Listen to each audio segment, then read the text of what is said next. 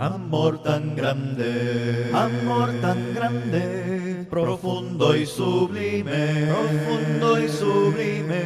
es el amor de mi Creador. Buenas noches a todos, queridos hermanos. Que el Buenas Señor me noches. los bendiga. Hemos estudiado acerca de los propósitos de Dios para la iglesia. Ah, También esto a lo mejor para muchos es algo nuevo. Sin embargo, no es nada nuevo, hermanos.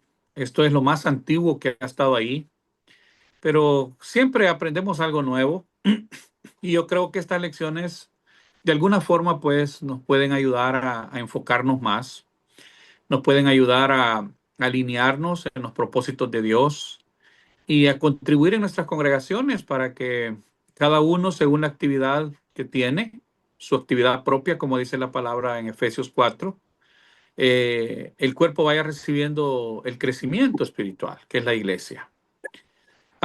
Hoy tenemos planeado, hermanos, a estudiar ya acerca del tercer propósito, que es el evangelismo. Hemos hablado hasta el momento acerca de la adoración y el servicio.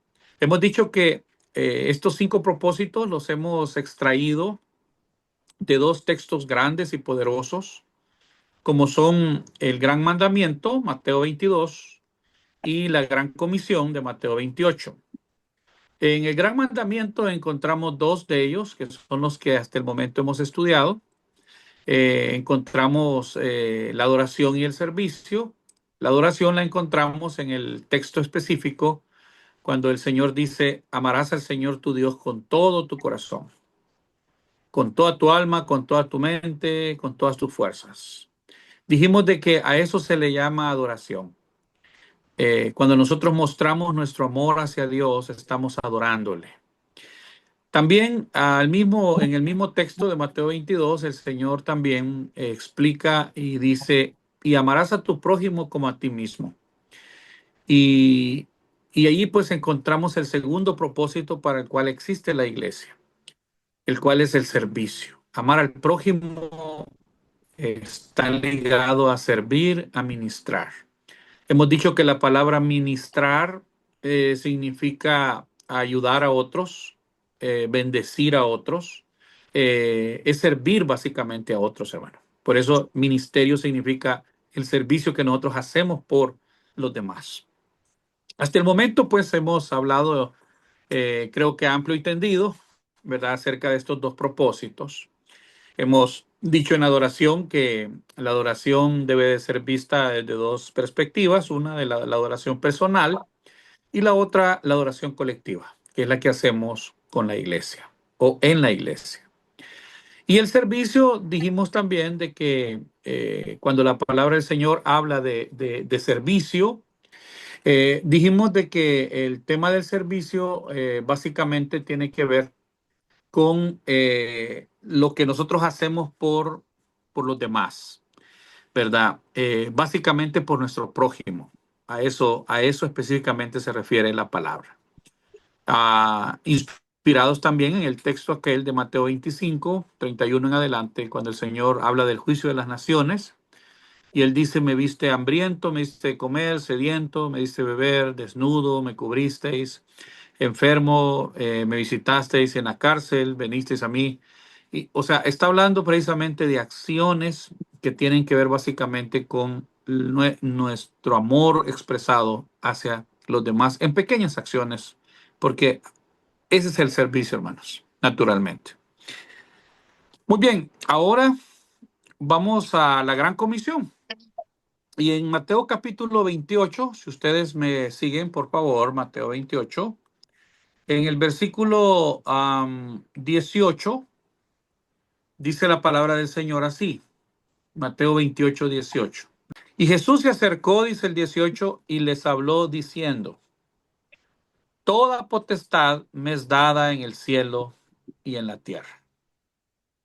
Por tanto, id y haced discípulos a todas las naciones, bautizándolos en el nombre del Padre y del Hijo y del Espíritu Santo.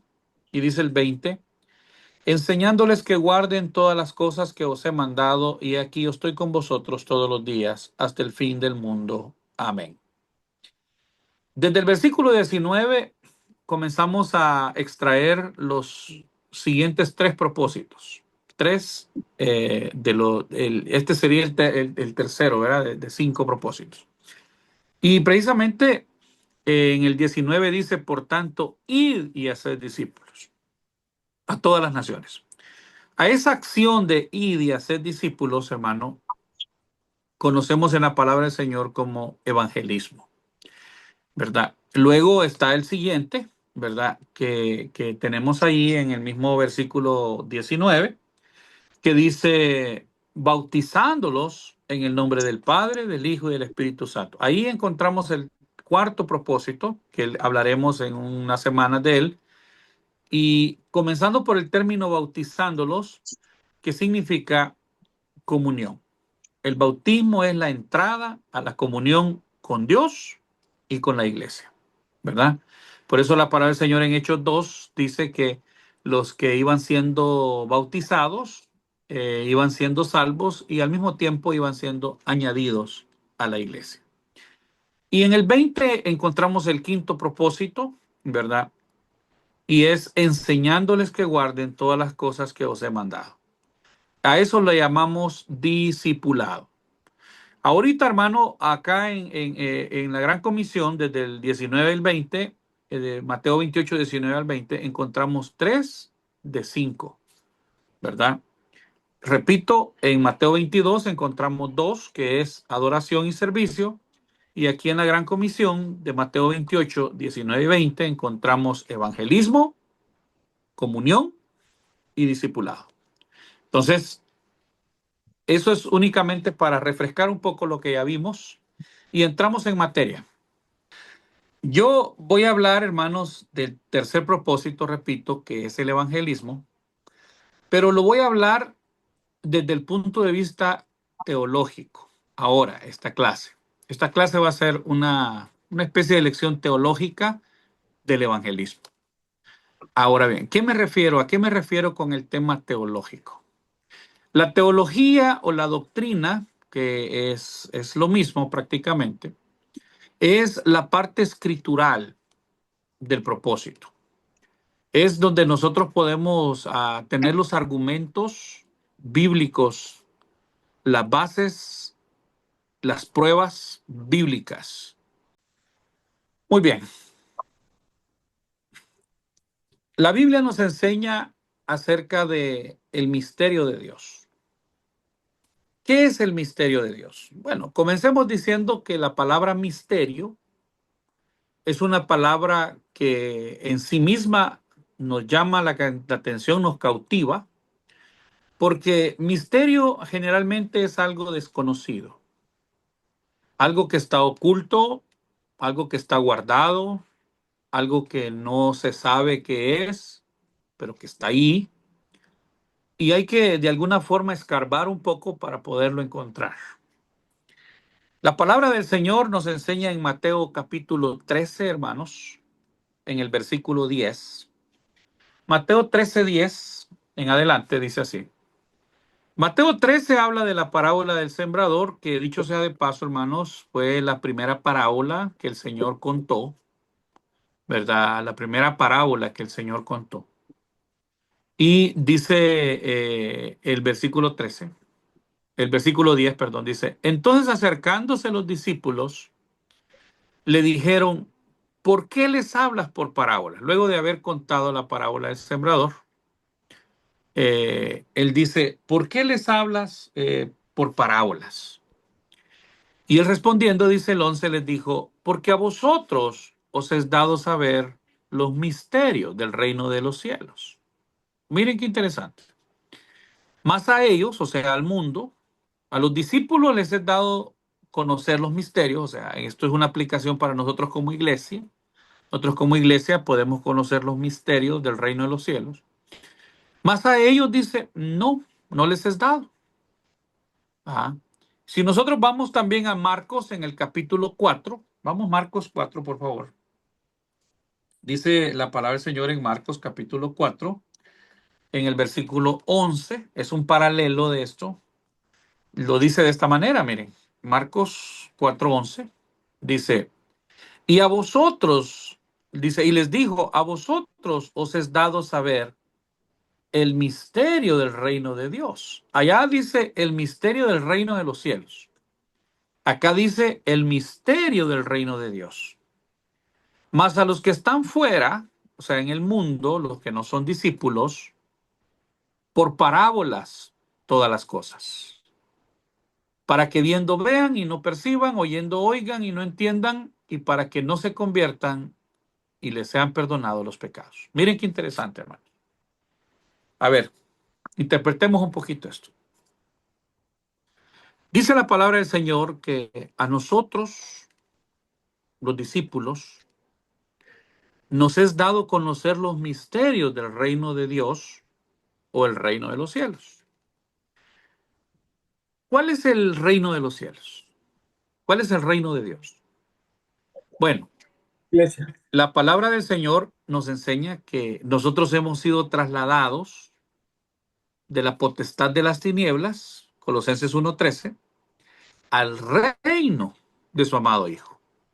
El lugar donde nosotros, donde Dios, donde Cristo en este caso es rey, es la iglesia, hermanos. Ahí es donde el Señor es rey de reyes y señor de señores.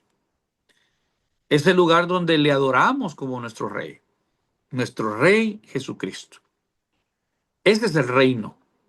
Cuando allá en Mateo 6, en la famosa oración del Padre Nuestro, el Señor dice, vénganos tu reino. Se estaba refiriendo al advenimiento de la iglesia, ¿verdad? No estaba refiriendo a que el cielo iba a caer a la tierra. No, no, no. Estaba hablando de la iglesia. Entonces, el reino de Dios aquí en la tierra, al que se refieren ahí, del que es parte son estos misterios, es la iglesia. Dice que a nosotros se nos es dado conocer los misterios del reino, pero a las personas que no son discípulos, los que están fuera, dice ahí, dice que no. Se les tenía que enseñar por parábolas, porque las parábolas eran historias, relatos de la vida cotidiana, fáciles de entender, hermano, porque se vivían constantemente. Pero a pesar de que eran fáciles de entender, de ejemplificar, las personas no las entendían. Lo fácil lo complicaban. O sea, no eran capaces de aprender con parábolas, y ahí es lo que dice, ¿verdad? Y lo dice claramente, para que viendo no vean, para que oyendo no oigan, porque es tan fácil, pero no lo ven. Es tan fácil, pero no lo oyen. Y por esa razón las personas no pueden muchas veces ser salvas. Ahora bien, a nosotros nos es dado conocer los misterios, se nos ha concedido eso. ¿Qué es el misterio de Dios? ¿Qué es el misterio del reino de los cielos? Del reino de Dios.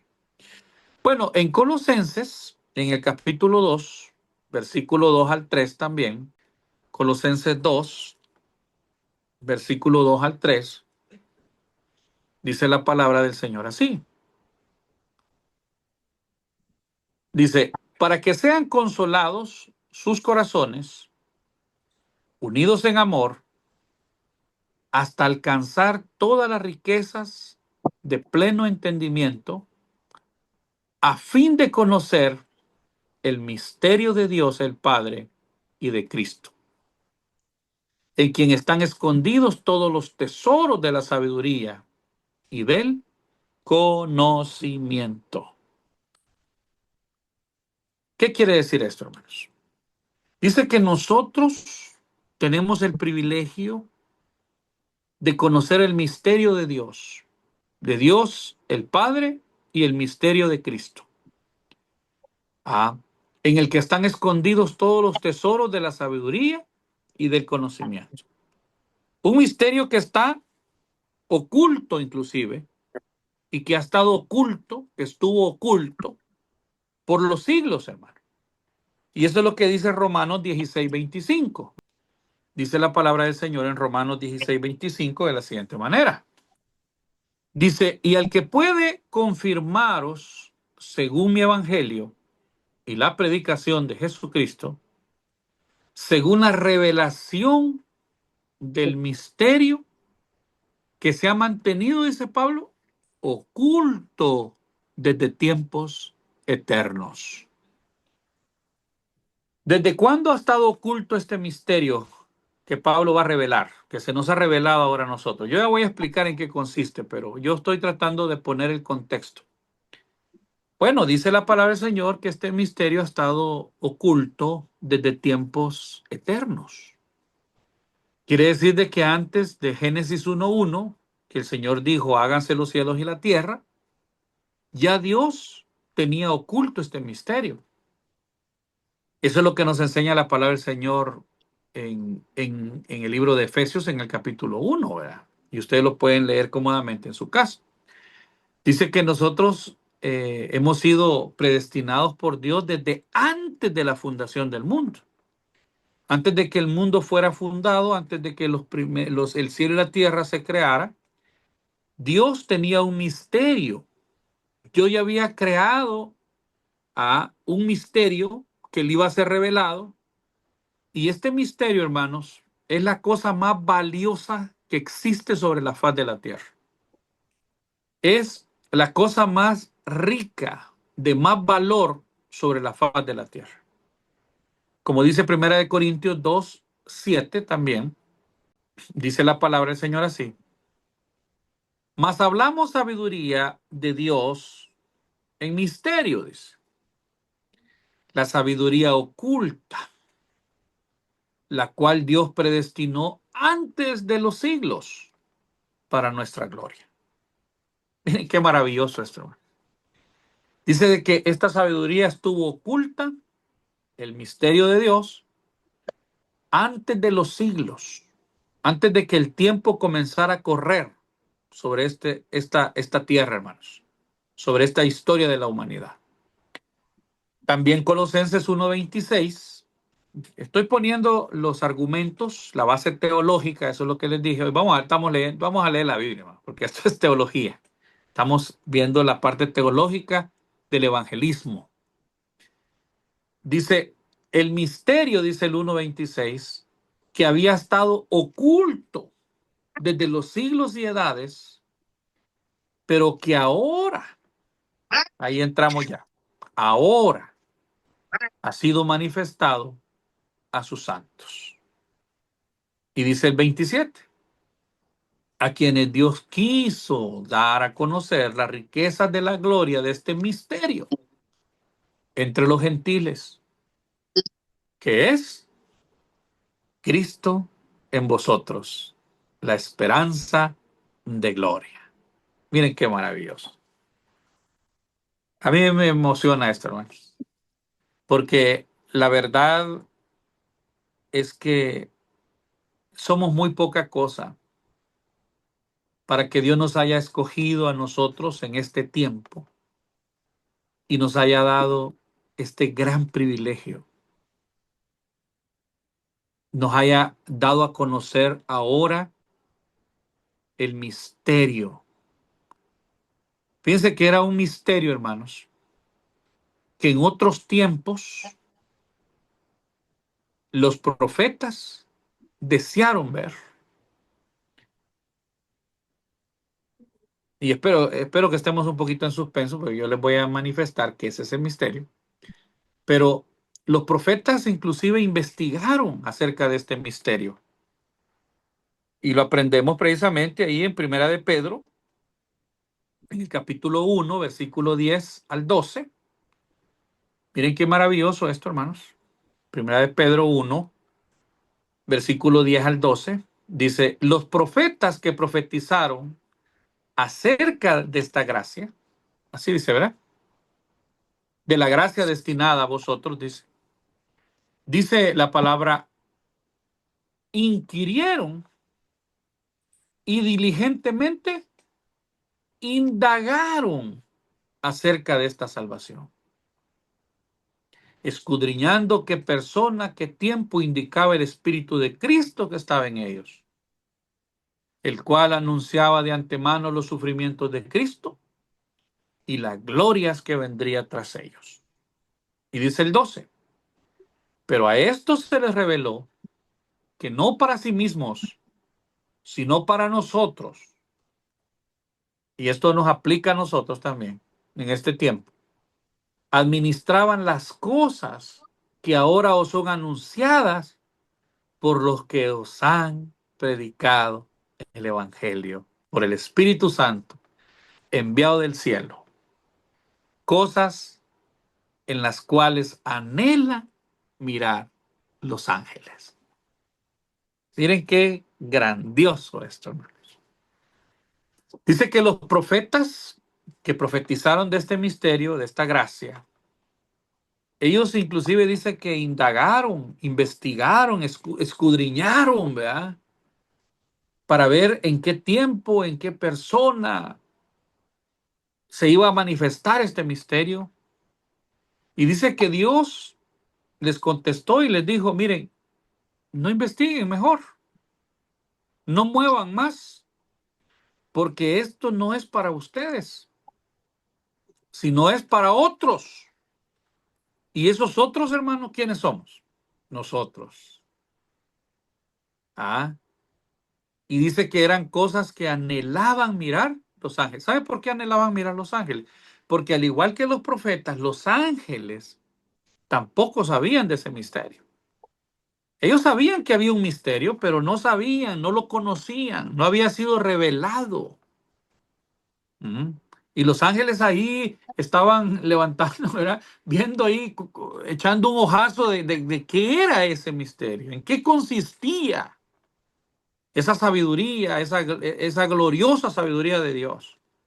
¿Ah? Esa riqueza de la sabiduría de Dios, ¿en qué consistía? Y los profetas también. Yo creo que los profetas hubieran querido vivir en estos tiempos, hermano, en los que ese misterio ya ha sido revelado. También en Primera de Corintios, capítulo 2, en el versículo 7 al 10, el apóstol Pablo menciona una cosa bien interesante.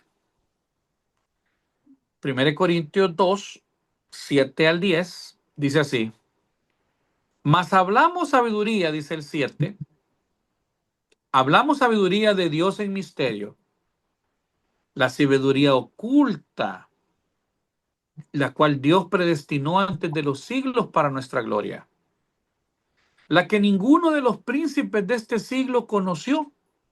No se les dio el privilegio. Y es más, dice, porque si lo hubieran conocido, nunca habrían crucificado al Señor de gloria.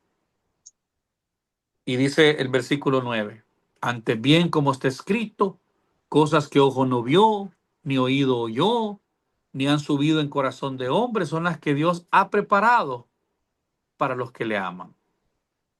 Pero Dios nos las reveló a nosotros por el Espíritu, porque el Espíritu todo lo escudriña, aún lo profundo de Dios.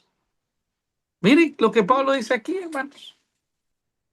Dice que si los príncipes de este siglo hubieran conocido este misterio, no hubieran crucificado a Cristo.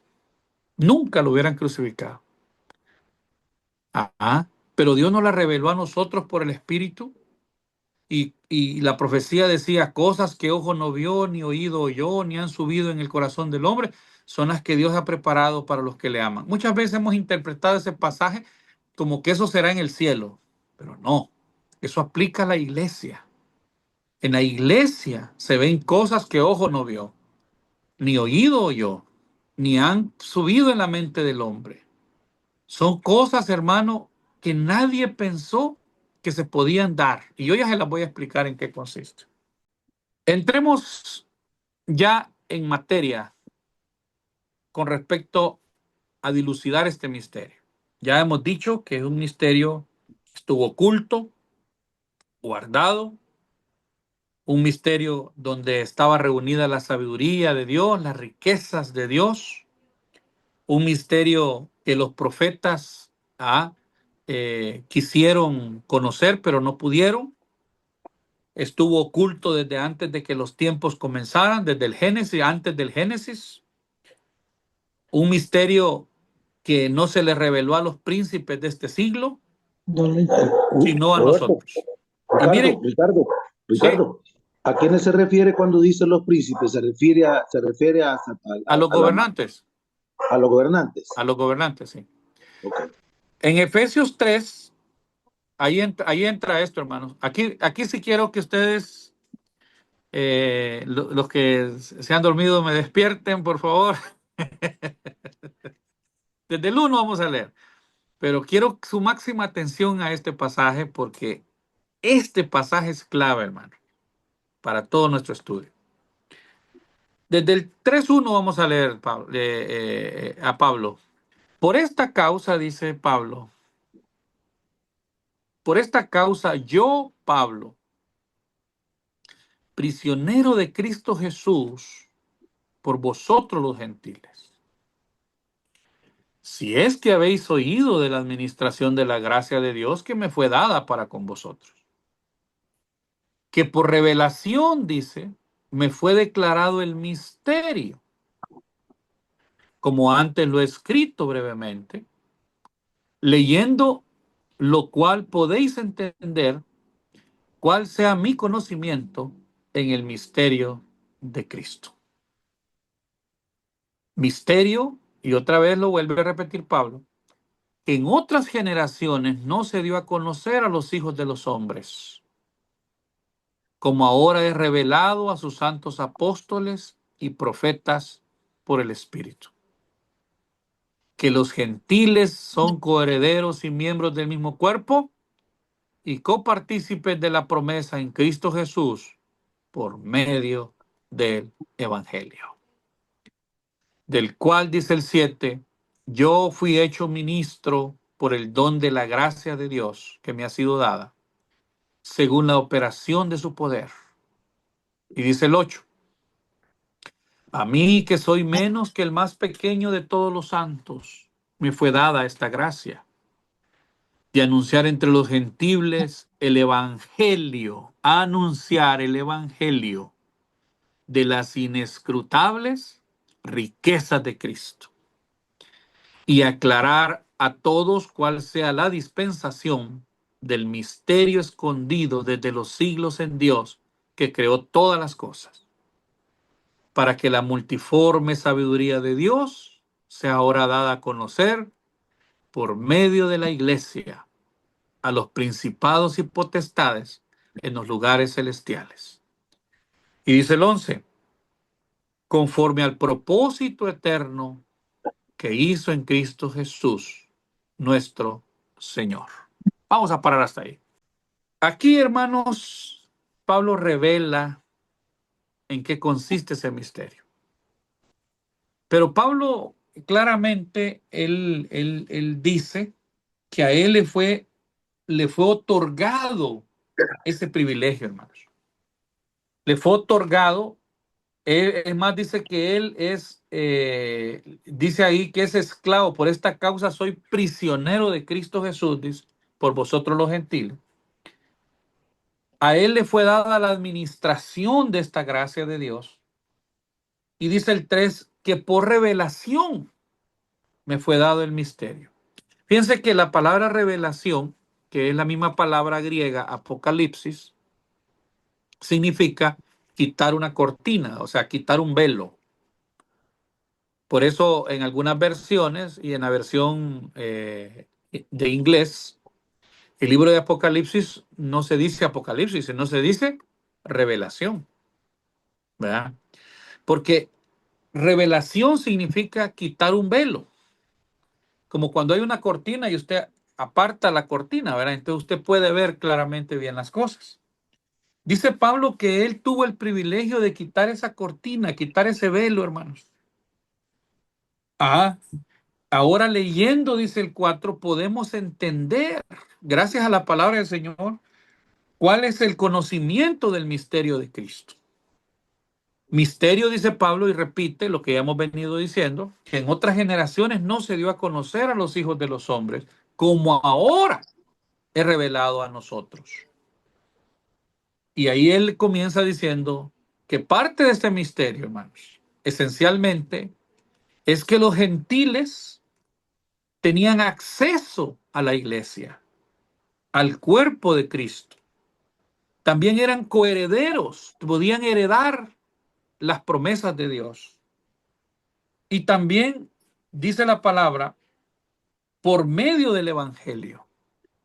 O sea, más adelante el apóstol Pablo dice en el versículo 8, a él dice, a mí que soy más el dice, amén, a mí que soy menos que el más pequeño de todos los santos, me fue dada esta gracia de anunciar entre los gentiles el evangelio de las inescrutables riquezas de Cristo.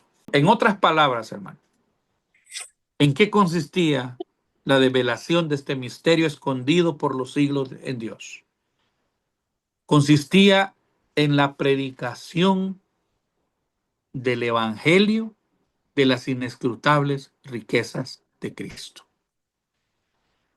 El evangelismo, hermano, el evangelismo es la acción de predicar el evangelio. El evangelio es la muerte, sepultura y resurrección de Cristo, lo cual conocemos como buenas nuevas. Era lo que Dios había preparado, era la forma en cómo Dios iba a ofrecerse a sí mismo, tomando forma de hombre, viniendo a esta tierra y pagando por los pecados de todos nosotros. Dice segunda de Juan 2 que Él es la propiciación, o sea, una ofrenda aceptable por todos nosotros. El evangelio consiste en esa buena noticia, que Dios tomó nuestro lugar. Fíjense que el diablo, en un juicio, hermano, en el juicio de Dios, el diablo es el acusador, ¿verdad? Nosotros somos los acusados, Cristo es nuestro abogado y Dios es nuestro juez. Y por consiguiente, el acusador, ¿verdad?, que generalmente es el fiscal, ¿verdad?, el diablo, el acusador de los hermanos, él le dice a Dios por nosotros que nosotros no merecemos la salvación porque hemos pecado. Y él ha establecido que los que han pecado están destituidos de la gloria de Dios. Pero viene Cristo con su sacrificio perfecto, él toma nuestro lugar y él nos defiende ante Dios y dice ante Dios, es cierto, ellos han pecado, pero yo conozco sus corazones, un corazón obediente. Por eso la obediencia juega un papel bien importante. Y entonces el abogado que nos defiende porque conoce nuestro corazón, conoce nuestras intenciones, pero él mismo toma nuestro lugar. Y entonces Dios, que es todopoderoso, que él puede hacer lo que él quiera porque tiene toda potestad, ¿ah?, él decide aceptar como ofrenda el sacrificio de su hijo por nuestros pecados. Y ahí es donde el diablo, hermano, vuelve a fracasar. ¿Por qué creen ustedes que el diablo quiso matar a Jesús antes de que llegara a la cruz? La Biblia nos enseña todo el sufrimiento y la pasión de Cristo. Lo latigaron, le pusieron una corona de espinas, le golpearon la cabeza. Dice de que Cristo ya no aguantaba más, hermano, y alguien tuvo que ayudarle con la pesada cruz. Porque el diablo quería matar a Cristo antes de que llegara a la cruz. Y precisamente, hermanos, precisamente no lo logró. Sino al contrario, dice la palabra del Señor, que Él terminó triunfando sobre todos en la cruz. Entonces, hasta ese momento, nadie sabía cómo Dios iba a salvar al hombre. Los profetas escudriñaron quién iba a hacer el sacrificio, en qué tiempo, qué persona. Los ángeles no sabían. Y el evangelio fue dado a conocer por primera vez en Hechos capítulo 2, cuando Pedro se para junto a los 11 apóstoles. Y dice la palabra del Señor que Pedro les dijo, sepa pues ciertísimamente toda la casa de Israel, Hechos 2:36, que a este Jesús a quien vosotros crucificasteis, Dios le ha hecho Señor y Cristo. Al oír esto se compungieron de corazón, dice la palabra, y dijeron a Pedro y a los demás apóstoles, varones hermanos, ¿qué haremos? Y Pedro pudo decirles, arrepiéntanse y bautícense cada uno de vosotros en el nombre de Jesucristo para el perdón de los pecados y recibiréis el don del Espíritu Santo. Dice que los que recibieron su palabra fueron bautizados, se añadieron aquel día como 3,000 personas. Hasta ese momento se cumple lo que Pablo dice acá en el versículo 10 de Efesios 3, que la multiforme sabiduría de Dios se ha dado a conocer por medio de la iglesia a los principados y potestades en los lugares celestiales. ¿Qué quiere decir esa expresión? Significa, hermano, que hasta ese momento los ángeles que anhelaban mirar las cosas, ellos se dieron por enterados cómo Dios iba a salvar al hombre. Esto es maravilloso. Hasta ese momento los mismos ángeles en el cielo supieron cuál era la multiforme sabiduría de Dios. Es que esto es maravilloso, hermanos. Yo no sé si ustedes están comprendiendo la magnitud de esto, pero por eso yo quise comenzar con la parte teológica del evangelismo, porque esto nos compromete más a nosotros. Hay un canto que dice que los ángeles no son enviados a cambiar un mundo de dolor por un mundo de paz. Me ha tocado a mí, dice el canto, hacerlo realidad. Ayúdame, Señor, a hacer tu voluntad. ¿Lo estamos haciendo, hermanos? ¿Qué estamos haciendo con este tesoro invaluable del Evangelio de Cristo? ¿A cuántas personas hemos traído este año a los pies de Cristo? Ahora entienden por qué Pablo dijo, ay de mí si no predicase el Evangelio. Porque me es impuesta necesidad. ¿Quién se la impuso? Él mismo. Cuando él reconoció, cuando él comprendió que Dios lo había privilegiado, que ni los ángeles, ni los profetas, ni los príncipes, ni los gobernadores, hermanos, de aquel entonces, iban a tener este tesoro como lo tenemos nosotros en nuestras manos. ¿No es maravilloso esto, hermanos? Es una cosa maravillosa. Pero la pregunta es, ¿qué estamos haciendo nosotros con este tesoro? Con este misterio que ahora ha sido desvelado y está en nuestras manos. Amor tan grande, profundo y sublime, es el amor de mi